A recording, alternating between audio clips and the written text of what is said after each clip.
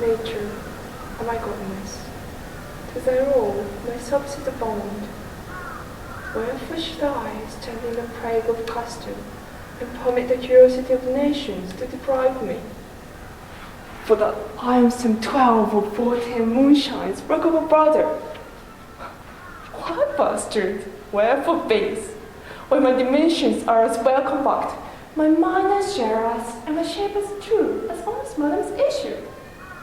Why burn theirs with baseness, base? For in the rusty steels of nature take, my composition appears quality. Then that's within a dull, stale, tried bed, got to spring a whole tribe of pops, got twain sleep and wake.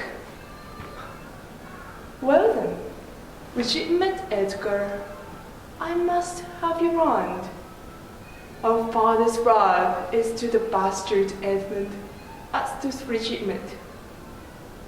Fine word, legitimate. Well, legitimate. If this breath speed and my invention thrive, Edmund Bays shall choose legitimate. I grow, I prosper. Now gods, stand up for bastards.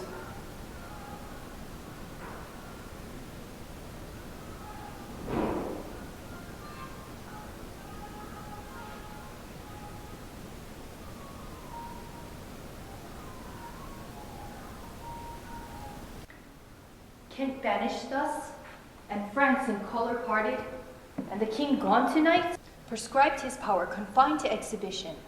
All this done upon the gad. Edmund, how now? What news? So please your lordship, ma'am. Why so earnestly seek you put up that letter? I know no news, my lord. What paper were you reading? Nothing, my lord. No? Then why the terrible dispatch of it into your pocket? The quality of nothing hath no such need to hide itself. Let's see, come. If it be nothing, I shall not need my spectacles. I beseech you, sir, pardon me. It is a letter from my brother that I have not all read, and for so much I have perused, I find it not fit for all looking. Give me the letter, sir. I shall offend either to detain or give it. The contents, I understand them, are too plain. Let's see. I hope for my brother's gratification he wrote this, but as an essay or taste of my virtue.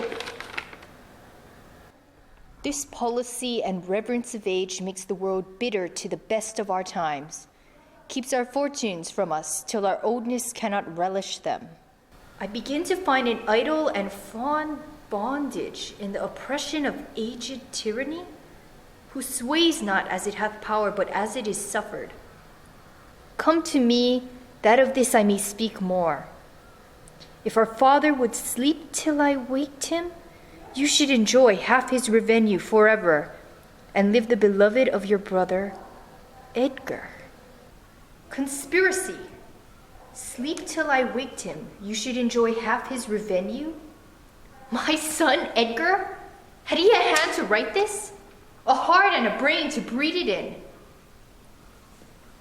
When came you to this? Who brought it? It was not brought me, my lord. There's the cunning of it. I found it only at the casement of my closet. You know this character to be your brother's? If the matter were good, I do swear it were his, but in respect of that, I would fain think it were not. It is his. It is his hand, my lord, but I hope his heart is not in the contents. Has he never before sounded you in this business?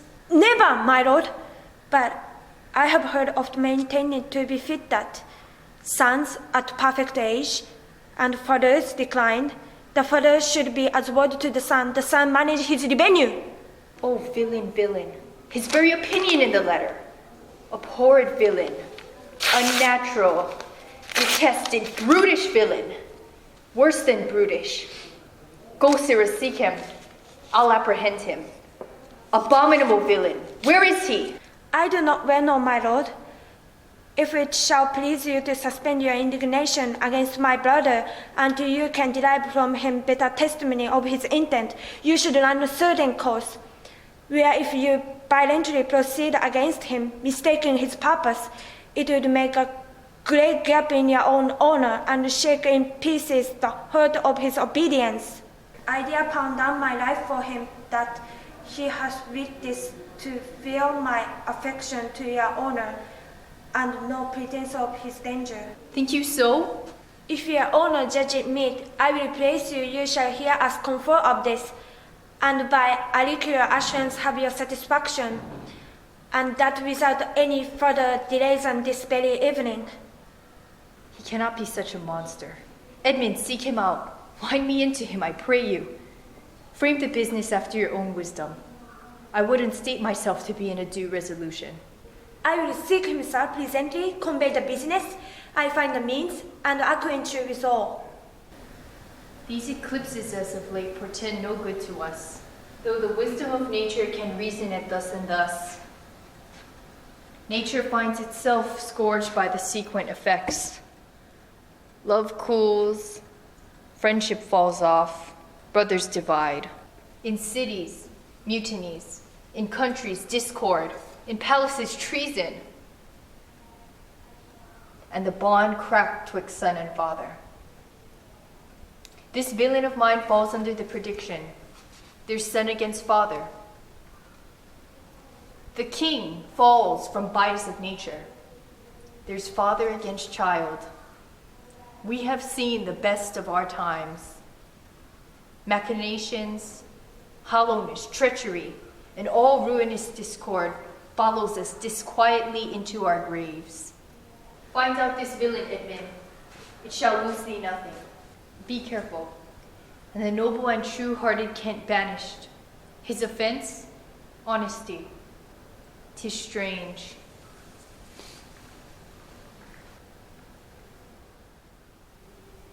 This is the excellent folklore of the world, that when you seek in fortune, often the surface of our behavior will make guilty of disasters the sun, the moon, and stars. As if we were parents of necessity, fools by heavenly compulsion, knaves, thieves, and treacherous by spherical predominance, drunkards, liars, and adulterers by enforced obedience or peremptory influence, and all that for your evil end by divine fasting on an admirable evasion of a mastermind to lay his goddish disposition on the church of a star. My father compounded with my mother under dragon's tail, and my nativity was under also measure, so that it follows I am rough and treacherous. I should have been that I had a maiden stir in the firmament twinkled on my birthday zinc. But he comes like the catastrophe of the old comedy. My cue is villainous melancholy with a syrac tone of veteran. All these eclipses to portend these divisions. What's your name?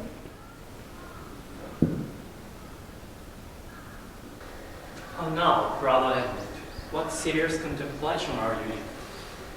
I am thinking, brother, of a prediction I read this other day. What should follow these eclipses? Do you busy yourself with that? I promise you, the effects he writes will succeed unhappily. When saw you my father last? The night gone by. Speak you with him? 2 hours together. Parted you in good terms?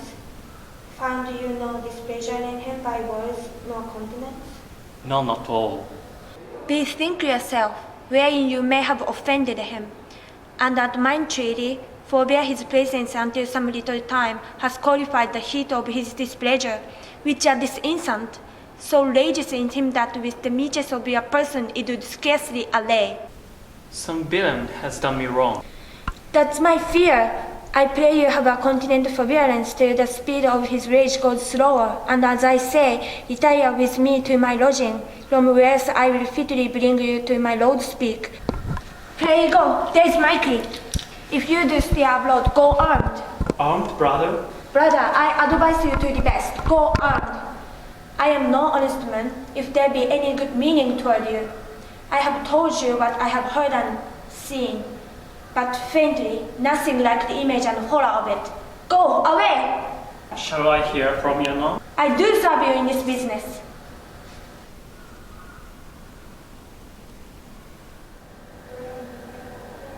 Gracious father and a brother noble, whose nature is so far from doing harms that he suspects no one, on whose foolish honesty My practice is right easy. I see the business. Let me, if not by birth, have runs by wit. Always miss meat that I can passion fit.